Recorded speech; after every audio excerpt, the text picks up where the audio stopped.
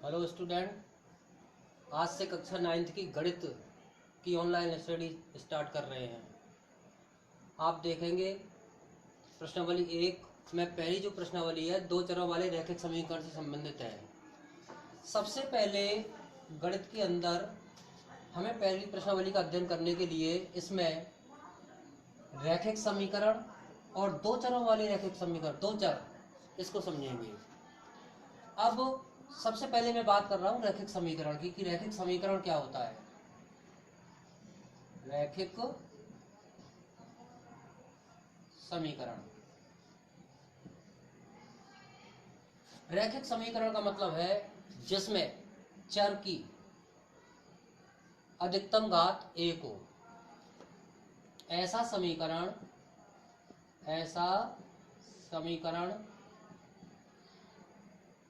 जिसमें चर की अधिकतम घात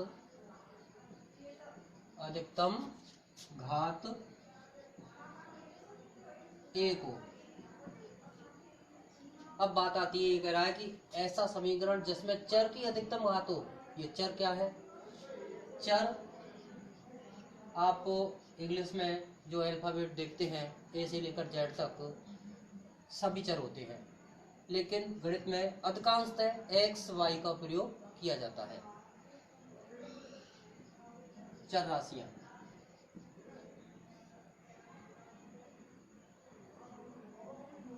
एक्स वाई या फिर ए बी सी स्मॉल में भी यूज किए जा सकते हैं, कैपिटल में भी यूज किए जा सकते हैं, लेकिन यहाँ पर जो मैथमेटिक्स में ज़्यादातर यूज होते हैं वो एक्स और वाई चर राशियाँ यूज होती हैं। वैसे आप कोई भी चीज़ है यूज कर सकते हैं।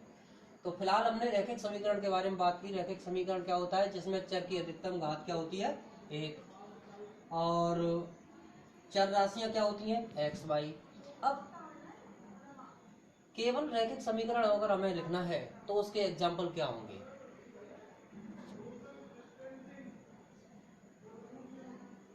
इसमें लिखेंगे हम एक चर वाले रैखिक समीकरण। रैखिक समीकरण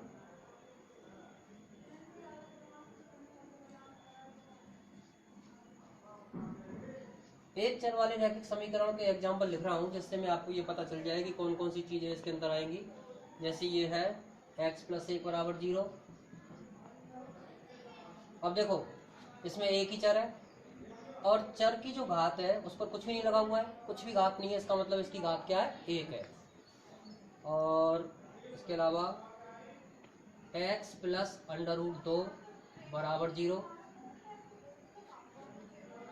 या फिर √2y + √3 = 0। तो ये मैंने तीन एग्जाम्पल लिखे हैं एक चर वाले रैखिक समीकरण के।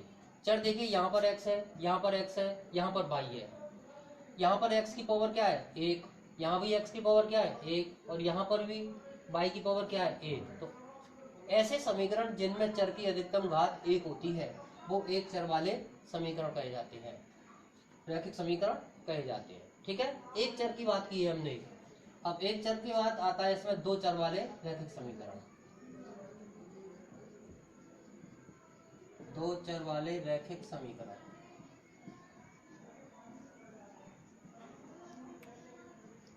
दो चर वाले रैखिक समीकरणों में दो चर आएंगे, घात वही एक रहेगी।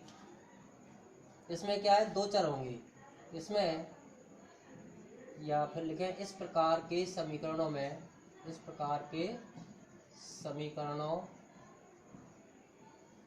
में दो चरों का उपयोग किया जाता है।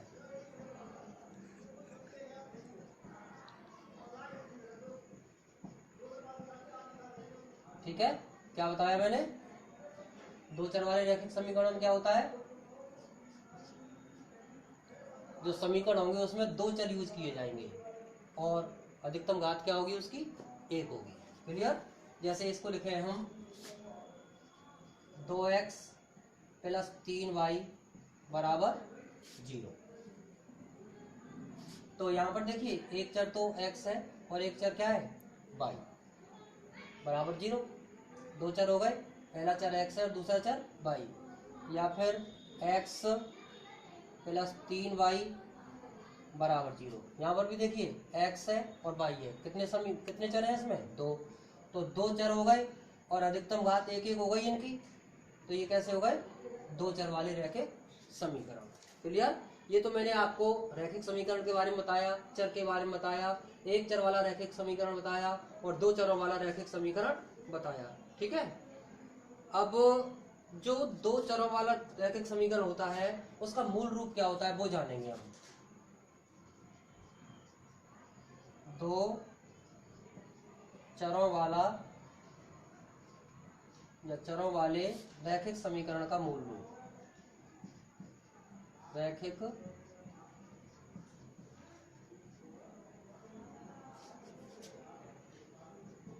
का मूल रूप। मूल रूप का मतलब क्या है इसमें, मूल रूप का मतलब है दो चरों वाला रैखिक समीकरण जिस रूप में पाया जाता है या उसको जिस रूप में दर्शाते हैं उसे हम मूल रूप कहते हैं।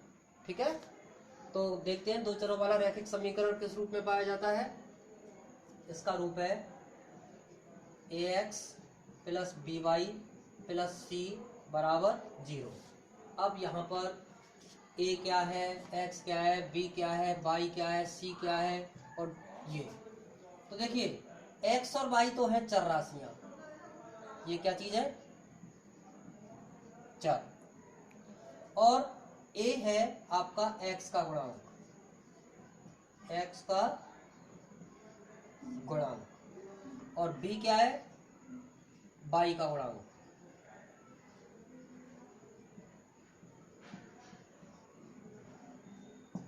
c क्या है इसमें, अचर पद। अचर पद, अचर पद का मतलब है यहाँ पर सुनिश्चित संख्याएं।